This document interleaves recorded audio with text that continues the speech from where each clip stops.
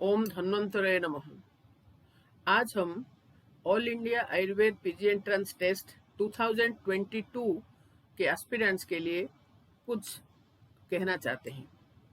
अभी तक एग्जाम का एडवर्टाइजमेंट नहीं हुआ है, लेकिन जो लास्ट 2 इयर्स का एग्जाम का पीरियड था वो सितंबर था, तो उसी के आधार पर हम अनुमान कर सकते हैं कि इस साल भी एग्जाम सितंबर में होना चाहिए या हो सकता है।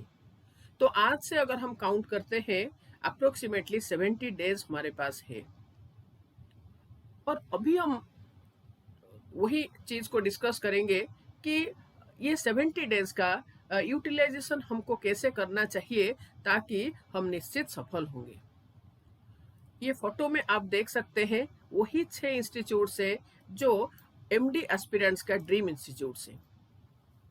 All India institute of Ayurveda, Banaras Hindu university, Chaudhary Brahmprakash Ayurved Charak Sansthan, national institute of Ayurveda, Gujarat Ayurveda university Jamnagar और ANU Tibbia college new Delhi.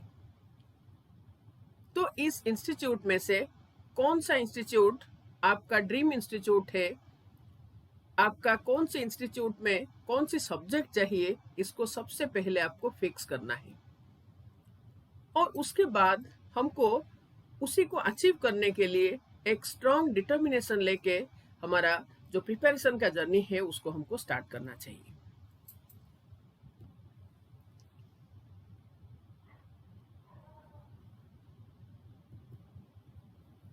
अभी हम एक एनालिसिस करेंगे कि लास्ट 3 इयर्स में कौन सी सब्जेक्ट से कितना क्वेश्चंस आया था। सबसे पहले चरक संहिता, जिससे कि मैक्सिमम क्वेश्चंस आते हैं। 2019 में 30 क्वेश्चंस आया था, 20 में 38 क्वेश्चंस आया था, 21 में 33 क्वेश्चंस आया था। 2019 में नंबर ऑफ क्वेश्चंस 100 था, लेकिन 20 और 21 में नंबर ऑफ क्वेश्चंस 120 था। अकॉर्डिंगली उसका संख्या बढ़ गया कि चरक संहिता से 38 और 33 क्वेश्चंस रिस्पेक्टिवली 20 एंड 21 में आया था। उसमें से भी फिर आप देख सकते हैं कि सूत्र स्थान और चिकित्सा स्थान से सर्वाधिक क्वेश्चन था। लेकिन जो दूसरा इंपॉर्टेंट पॉइंट है, आप यहाँ पर देख सकते हैं चरक संहिता में जैसे 8 स्थान है ना, तो ये 8 स्थानों में से ऐसा कोई एक स्थान नहीं है जिससे कि क्वेश्चन नहीं आता है। तो निष्कर्ष क्या है ना, हमको एंटायर चरक संहिता को, सारे स्थान को हमको अच्छे से पढ़ना है, अच्छे से रिवाइज करना है। कारण क्या है ना, सर्वाधिक क्वेश्चन इसी संहिता से आते हैं। अब हम देखेंगे सुश्रुत संहिता। 19 में 17 क्वेश्चन था, 20 में 28 क्वेश्चन था, 21 में 24 क्वेश्चन था। और उससे भी फिर आप देख सकते हैं सूत्र से 19 में 3 क्वेश्चन ओनली था, जबकि 20 में 12 क्वेश्चन था और 21 में 8 क्वेश्चन था। चिकित्सा स्थान से 3 क्वेश्चन था और 20 में भी 3 क्वेश्चन था और 21 में 1 क्वेश्चन था। तो इससे हम ये देख सकते हैं कि सुश्रुत संहिता से क्वेश्चन, चरक के नेक्स्ट सर्वाधिक क्वेश्चन जो है वो सुश्रुत संहिता से ही आता है। उसके नेक्स्ट हम देखेंगे बाकी सारे ग्रंथों को, जैसे अष्टांग हृदय। तो 19 में 8 क्वेश्चंस, 20 में भी 8 क्वेश्चंस और 21 में भी 8 क्वेश्चंस था। तो हम इस बार भी एक्सपेक्ट कर सकते हैं कि 8 से 10 क्वेश्चन हो सकता है अष्टांग हृदय से।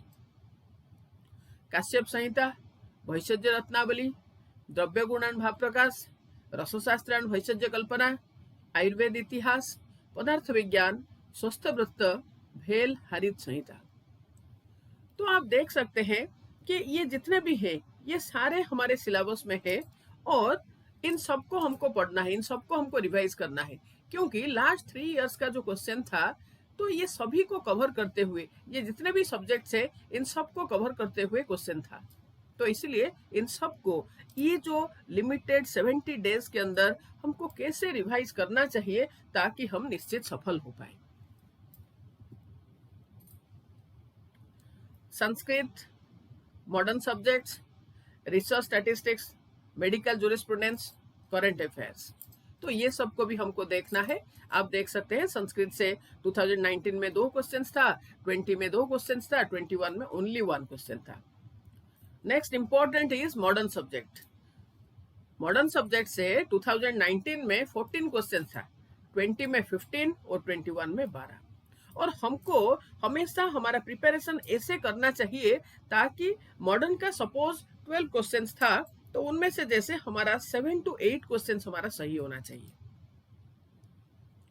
करंट अफेयर से पहले बिल्कुल भी क्वेश्चन नहीं आता था, लेकिन 21 में करंट अफेयर से ओनली 7 क्वेश्चन आए थे। तो इसलिए इस साल एग्जाम के लिए भी हमको करंट अफेयर्स जो है उसका तैयारी अच्छे से करना चाहिए।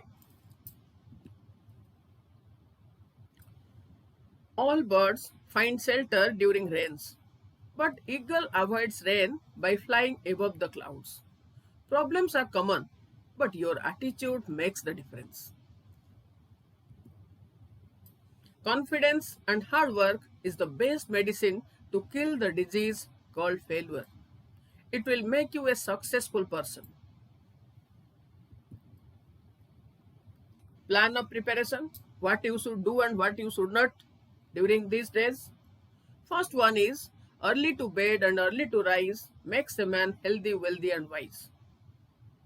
आप लोगों में से बहुत से लोगों का अभ्यास है कि लेट नाइट तक जाग के पढ़ाई करना और दिन में लेट उठना, लेकिन हमको ऐसे नहीं करना है। अगर हम रात्रि जागरण करते हैं तो उससे वात पित्त के प्रकोप होता है और वात पित्त के साथ रज मिल जाता है तो भ्रम उत्पन्न होता है, जो कि स्टेट ऑफ कंफ्यूजन है और ये फाइनली हमको फेल्यूर ही देता है। रात को हम जागेंगे तो दिन में लेट उठेंगे और लेट उठने के कारण हमारा बहुत समय वेस्ट हो जाता है, जिससे कि हमारा जो एक शेड्यूल हम बना के पढ़ते हैं तो वो हमारा फिर फुलफिल नहीं हो पाता है। Take your bath and breakfast before starting study. सुबह उठने के बाद पढ़ाई करने से पहले हमारा सारा नित्य कर्म खत्म हो जाना चाहिए। पर्टिकुलरली स्नान करके ही हमको पढ़ने के लिए बैठना चाहिए। आप सबको पता होगा स्नान जो है वो ऊर्जस्करम परम है। स्नान श्रमहरणम श्रेष्ठ है। स्नान पवित्रम रुष्यम आयुष्यम है। एक पवित्रता लाता है, पॉजिटिविटी लाता है, एनर्जेटिक फीलिंग लाता है, फ्रेशनेस लाता है, जिस वजह से जो भी सब्जेक्ट से हम शुरुआत करेंगे, और always keep it in mind, सबसे पहले हम वही सब्जेक्ट को उठाएंगे जो हमको थोड़ा सा डिफिकल्ट लगता है या जिसका सिलेबस ज्यादा है, तो उस सब्जेक्ट को पहले हमको पढ़ना है और उससे हमारे अंदर पॉजिटिविटी आता है और हमको वो आसान लगता है। तो इसलिए हमेशा हमको स्नान करके ही पढ़ने के लिए बैठना है और ब्रेकफास्ट करके हमको पढ़ना चाहिए, क्योंकि आप सबको पता होगा जैसे कि क्षुधा वेग हम धारण करते हैं तो उससे अंगमर्द और रुचि भ्रम होता है। फाइनली भ्रम में हम पहुंच रहे हैं, तो हमको वो सारे कुछ भी काम को नहीं करना है जो कि भ्रम उत्पन्न करे। तो क्या हुआ ना, हमको पढ़ाई करने से पहले स्नान करके ब्रेकफास्ट करके ही पढ़ने के लिए बैठ जाना है। और मेरे हिसाब से आप लोगों को रात को 10 बजे सो जाना चाहिए और सुबह 5 बजे उठ के 6 बजे के अंदर अपना नित्य कर्म समाप्त करके 6 बजे तक पढ़ाई करने के लिए बैठ जाना चाहिए। Wise time management and repeated revision, this is very essential. मान लीजिए सुबह 6 बजे से शुरू करके हम पढ़ाई करेंगे रात को 10 बजे तक, उसी के अंदर हमको हमारा जो भोजन का समय है उसी के अंदर ही है, तो इसलिए हमको वाइजली सारे सब्जेक्ट को जस्टिस देना पड़ेगा। आपको ये तय करना है कि 48 आवर्स के अंदर, 48 आवर्स मीन्स 2 दिन में ऐसा कोई एक सिलेबस में से रह जाना नहीं चाहिए जो कि अनटच्ड है। हमने 48 आवर्स के अंदर उसको देखे नहीं है। मैंने कंप्लीट करने की बात नहीं किया, मैंने कहा कि 48 आवर्स के अंदर ऐसा कोई सब्जेक्ट रहना नहीं चाहिए जो कि हमने टच नहीं किए हैं। और हम जो टाइम टेबल हम बनाते हैं, जो शेड्यूल हम बनाते हैं, हमको प्रयास करना चाहिए कि उसी रूटीन के अनुसार, उसी टाइम टेबल के अनुसार ही हम चले। अगर ऐसा नहीं होता है तो हमारा कॉन्फिडेंस डे बाय डे हम लूज करते हैं। हमको सबसे पहले चरक संहिता, फिर उसके बाद सुश्रुत, उसके नेक्स्ट अष्टांग हृदय, उसके नेक्स्ट लघुत्रयी एंड काश्यप संहिता, उसके नेक्स्ट बाकी सारे सब्जेक्ट जैसे कि भेल, हरित, योग रत्नाकर, चक्रदत्त, पदार्थ विज्ञान, रसशास्त्र, इतिहास, तो ये सारे सब्जेक्ट्स को हमको देखना है। हमको पहले एक जगह में लिख के रखना है कि क्या क्या सब्जेक्ट्स आते हैं। और अभी के समय में हमको 7 डेज का एक रूटीन बनाना चाहिए कि हम कैसे 7 डेज के अंदर पूरा सिलेबस को बहुत अच्छे से एक बार कर पाए। और जैसे हम शेड्यूल बनाएंगे उसी को ही हम फॉलो करेंगे। अगर हम सोने का समय लेट करेंगे तो फिर ये टाइम टेबल हमारा उसी हिसाब से हम उसको पालन नहीं कर पाएंगे। Solve question papers daily. पढ़ाई करते करते जब आप एग्जॉस्टेड हो जाओ तो उस समय आइदर आपको सब्जेक्ट चेंज कर लेना है या फिर आपको क्वेश्चन पेपर सॉल्व करना है। क्वेश्चन पेपर सॉल्व करते समय आपको देखना है कि minimise doing easy questions wrong. आपका इजी क्वेश्चंस कितना रॉन्ग हो रहा है उसको काउंट करो और इसको रिड्यूस करने की कोशिश करो। Your competition is with you only. Suppose हम एग्जाम लिख रहे हैं, हमसे कुछ बच्चे आगे हैं, कुछ बच्चे हमसे नीचे हैं, तो हमसे जो अच्छा परफॉर्म कर रहे हैं तो उनके परफॉर्मेंस को देख के हमको परेशान होना नहीं चाहिए, हमको डिप्रेशन में जाना नहीं चाहिए। क्यों? क्योंकि हमको हमारे कपड़ा फटा हुआ है, हमारे कपड़े को हमको सिलना चाहिए। हमको दूसरे कपड़े को देख के दुखी होने से मेरा फटा हुआ कपड़ा सिल नहीं जाएगा। तो इसीलिए you find out what is your deficiency, where you are lacking, और उसी के ऊपर आपको काम करना चाहिए। Focus, concentrate and improve. पढ़ाई करते समय फोकस स्टडी होना चाहिए। कंसंट्रेट करो। अर्थ क्या है इसका ना? पढ़ाई करते समय चतुर पार्श्व को भूल जाओ। उस समय संसार के जितने भी विषय है उस सब से आपके इंद्रिय और मन का संबंध को सेपरेट करो। सिर्फ और सिर्फ आपके शास्त्र और आप। Involve yourself in your study, then you can realise what you are studying. और उससे जो स्मृति होती है, उससे जो आपको याद रहता है, वो फिर लॉन्ग टाइम तक आपके अंदर वो रहता है। आप उसको भूलोगे नहीं, उसका क्वेश्चन आपका गलत नहीं होगा। Work on your weak subjects. Every question paper solve करने के बाद आपको लिखना है बैठ के कौन कौन सा क्वेश्चन मेरा गलत हुआ, कौन कौन सा क्वेश्चन मैंने क्विट किया हूं, अटेम्प्ट नहीं लिया हूं। सबसे पहले उसी सब्जेक्ट्स का, उसी टॉपिक्स को रिवाइज करो। मान लीजिए योनि व्यापत आपका वीक है, चरक, सुश्रुत, अष्टांग हृदय तीनों की योनि व्यापत को उसी समय ही रिवाइज कर लो। मान लो आपका वातव्याधि गलत हो रहा है तो चरक, सुश्रुत, अष्टांग हृदय तीनों के वातव्याधि को उसी समय ही रिवाइज कर लो। और उसमें ज्यादा समय लगाना नहीं चाहिए हमको फास्ट रिवीजन कर लेना है, लेकिन तीनों को कर लेना है। ऐसा नहीं है कि अभी मैंने चरक का कर लिया, कल मैं सुश्रुत का, कल अष्टांग हृदय का करूंगी। नो, ऐसा नहीं करेंगे हम। ऐसा करेंगे तो वो क्वेश्चन फिर से मेरा गलत होगा। आज चरक से आया है, मैंने आज चरक कर लिया, कल सुश्रुत से आएगा, कल मेरा वो गलत होगा। तो इसलिए जब हम अपनी वीक सब्जेक्ट्स के ऊपर काम करते हैं तो तीनों ग्रंथ को देखना है हमको। तीनों से हमको उसी सब्जेक्ट को पक्का कर लेना है और उसी दिन ही कर लेना है। उसके बाद you will see next exam में आप अच्छा परफॉर्म करोगे। Eat balance diet and stay healthy.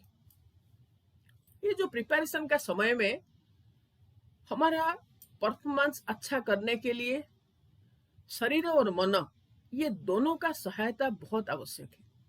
तो इसलिए हमको ऐसा कुछ भी काम नहीं करना है जैसे कि हमारा अन्नपान का व्यवस्था, जैसे कि हमारा स्लीपिंग पैटर्न, ये दोनों को हमको बहुत ही बैलेंस्ड करके रखना चाहिए।